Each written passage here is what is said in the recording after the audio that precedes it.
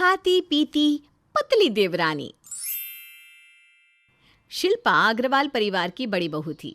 सुंदर रंग रूप और छरहरे बदन वाली शिल्पा का जादू ऐसा था कि सास और ननद ही नहीं, रिश्तेदारों में भी उसकी खूबसूरती के कसीदे पड़े जा रहे थे। और शिल्पा अपनी सुंदरता और सुंदर फिगर पर इठलाती, मन ही मन गर्व से फूली जा रही थी। खैर, शादी के बाद हर लड़की की जिंदगी में बदलाव आता है। सो शिल्पा के जीवन में भी बदलाव आया और वो 2 प्यारे प्यारे बच्चों की माँ बन गई। दोनों बच्चों के जन्म के बाद तो जैसे शिल्पा के पास अपने बारे में सोचने का समय ही नहीं था। इससे पहले कि शिल्पा समझ पाती, उसका वजन 70 किलो का कांटा लांघ गया और कमर कमरा बन चुकी थी। खैर, जब तक वो अकेली थी, खुद को आईने में देख देख कर खूब इठलाती थी।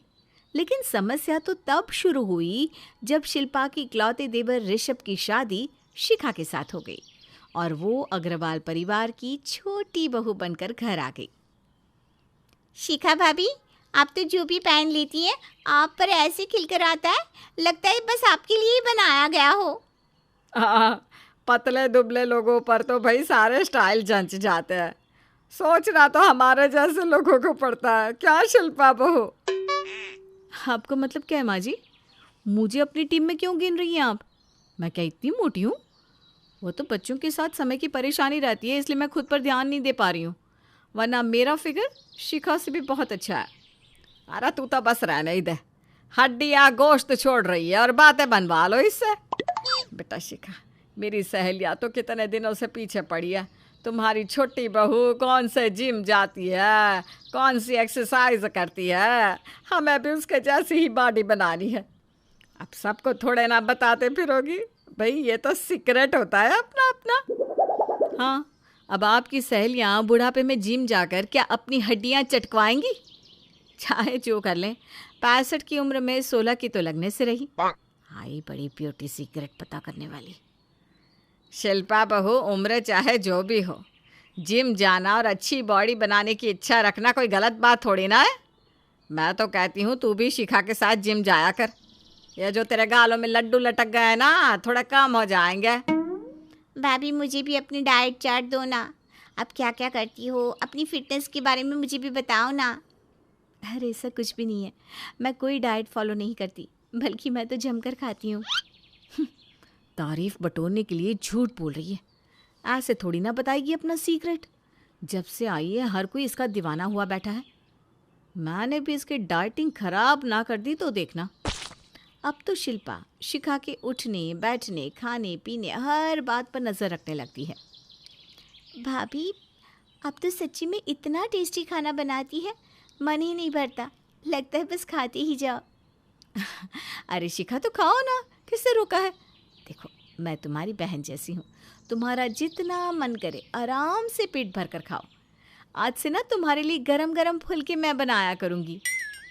शिखा के सामने तो शिल्पा बड़ी मीठी मीठी बातें कर रही थी, लेकिन मन ही मन उसने शिखा से अघोषित युद्ध छेड़ दिया था। इस युद्ध में सफल होने के लिए उसने 2 अस्त्र इस्तेमाल किए थे। पहला, शिखा की डाइटिंग तोड़कर उसका वज़न बढ़ाना, और दूसरा, अपने लिए डाइट करके वज़न कम करना, ताकि घर में सिर्फ और सिर्फ उसकी ही तारीफ हो सके।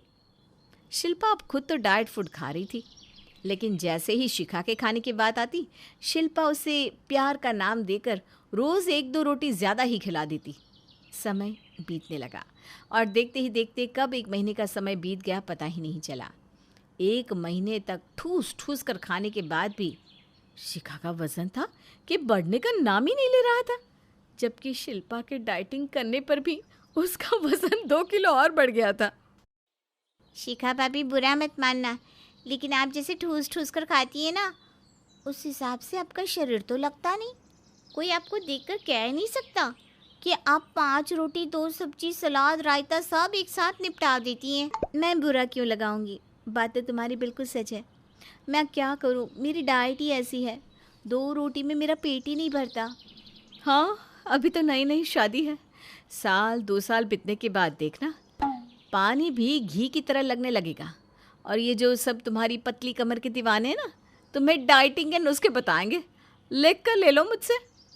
अरे भाभी, आप छोटी भाभी को ऐसा क्यों बोलती हैं? आप देखना 2 साल तो क्या, वो 10 साल के बाद भी ऐसी ही रहेंगी। आप सबको अपनी तरह मत समझा करो भाभी। हाँ, मैं इसे ऐसा रहने दूंगी तब ना। जंग में तो सब जायज़ होता है, इसलिए अब से इस लड़ाई को जीतने के लिए मेरा हथियार गुस्सा नहीं, प्यार होगा। शिल्पा अब देवरानी शिखा पर कुछ ज़्यादा ही प्यार लुटा रही थी। अच्छा शिखा, ये बताओ तुम्हें मीठे में क्या खाना पसंद है? मुझे रसमलाई, रबड़ी, जलेबी सब पसंद है। और भाभी आपको? मैं मिठाई नहीं खाती। अच्छा, मैं ना रसमलाई बना रही हूँ, तुम खाकर बताना कैसी बनी है। अच्छा, तू रसमलाई बनाएगी? पिछले 5 साल में तूने कभी खीर भी ना बनाई और आज देवरानी को रसमलाई खिला रही है। क्या बात है, बता भी दे। माँ जी, जब से शिखा आई है ना, तो उसके लिए मेरा कुछ न कुछ स्पेशल बनाने का दिल करता ही रहता है। मेरी छोटी बहन जैसी है ना बिल्कुल। क्या भाभी, मुझ में कांटे लगे हैं क्या? इतने सालों में आपने मुझे तो कभी छोटी बहन नहीं समझा। अरे ऐसी कोई बात नहीं है प्राची, तुम भी मेरी छोटी बहन की जैसी हो। अब तो शिल्पा शिखा का वज़न बढ़ाने के लिए उसको कभी रसमलाई बनाकर खिलाती तो कभी रबड़ी। शिखा भी जेठानी के प्यार के आगे कभी ना नहीं कहती और भर भर के कभी मिठाई तो कभी चाट तो कभी नाश्ता बस खाए जा रही थी। लेकिन शिखा के वज़न ने तो जैसे ना बढ़ने की कसम खा रखी थी। इधर शिखा के वज़न की चिंता करते करते शिल्पा 70 से 75 किलो की हो गई थी। पता नहीं ये शिखा कौन सा वरदान लेकर पैदा हुई है। इससे मिठाई और खाना बनाकर खिलाते खिलाते मेरी तो कमर ही टूट गई, लेकिन इसका वज़न तो हिलने का नाम ही नहीं ले रहा। शिल्पा कुछ देर तक परेशान रहती है, उसके बाद मोबाइल उठाकर वज़न बढ़ाने के तरीके ढूंढने लगती है। मीठा खाना, ओवर ईटिंग करना और एक्सरसाइज ना करना, इन सभी तरीकों से वज़न तेज़ी से बढ़ता है।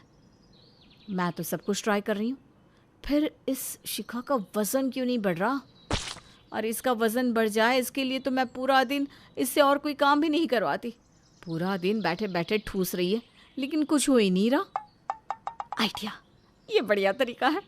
आज से मैं शिल्पा के खाने में भर भर के घी डालूंगी। अब देखती हूँ इसका वज़न कैसे नहीं बढ़ता।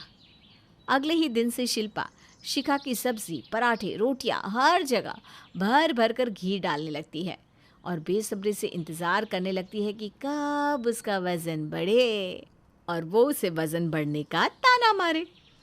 लेकिन वज़न को तो ना बढ़ना था और ना वो बढ़ा। अब तो शिल्पा का सब्र जवाब दे गया और अपना दुख बांटने के लिए उसने अपनी सहेली को फ़ोन मिला दिया। आज सुना हमारी ब्यूटी क्वीन, क्या हाल चाल है तेरे? अब तो तू जेठानी बन गई भाई, अब तो ठाट ही ठाट होंगी। देवरानी से खूब सेवा करा रही होगी। अरे काहे की ब्यूटी क्वीन, जब से ये शिखा आई है मेरी तो रातों की नींद और दिन का चैन सब हराम हो गया है।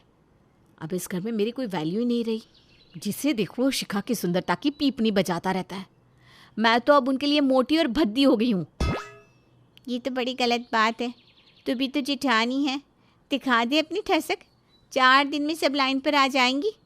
अरे यार, मैं नहीं चाहती कि घर में लड़ाई झगड़ा हो, इसलिए मैं तो चुपचाप उसके वेट बढ़ने का इंतज़ार कर रही हूँ। तुझे पता है, जब से उसकी शादी हुई है मैं तीनों टाइम का खाना उसे बिस्तर पर बिठा कर खिला रही हूँ। इतना खाती है क्या बताऊँ। कभी रबड़ी, कभी जलेबी, 6 रोटी, 3 कटोरी चावल, लेकिन मजाल है जो उसका 1 ग्राम भी वज़न बढ़ा हो। पता नहीं इतने सूखे शरीर में इतना खाना वो कहाँ लेकर जाती है। लगता है तू पूरी जान लगाकर देवरानी की सेवा कर रही है। इतना काम करते करते तू पक्का पतली हो गई होगी। पतली? अरे स्ट्रेस लेकर मेरा 5 किलो वजन और बढ़ गया। तभी शिखा हंसते हुए दरवाजे के पीछे से बाहर आती है। अच्छा, तो ये राज है आपके इतने लाड़ प्यार का। तभी मैं सोचूं जेठानियाँ इतना लाड़ कब से करने लगी। अरे भाभी, मैं पानी की जगह घी भी पी लूँ ना तो भी मेरा वज़न नहीं बढ़ने वाला। मैं बचपन से ही ऐसी हूँ। और आपको एक राज की बात बताऊँ, मुझे ऐसा सूखा पापड़ होना कतई पसंद नहीं है। मुझे तो भरा भरा शरीर अच्छा लगता है। बचपन से मुझे सब सूखा पापड़ कहकर चिढ़ाते हैं। आप इतनी प्यारी हैं, आप मेरे जैसे क्यों बनना चाहती हैं भाभी? शिखा की बात सुनकर शिल्पा का सारा गुस्सा भी छू हो जाता है और वो समझ जाती है कि मोटा या पतला होना अपने हाथ में नहीं है। भाभी, मैं तो रसोई में रसमलाई लेने आई थी। अभी रसमलाई मिलेगी या नहीं? अरे खाओ खाओ, खूब खाओ। और रसमलाई तो मुझे भी बहुत पसंद है। वैसे ना मैं वज़न की चिंता में ही नहीं खाती लेकिन आज से मैं भी वज़न की चिंता छोड़कर जी भर के खाऊंगी और पीऊंगी। बस उस दिन के बाद दोनों देवरानी जिठानी मिलकर रसमलाई उड़ाने लगती हैं।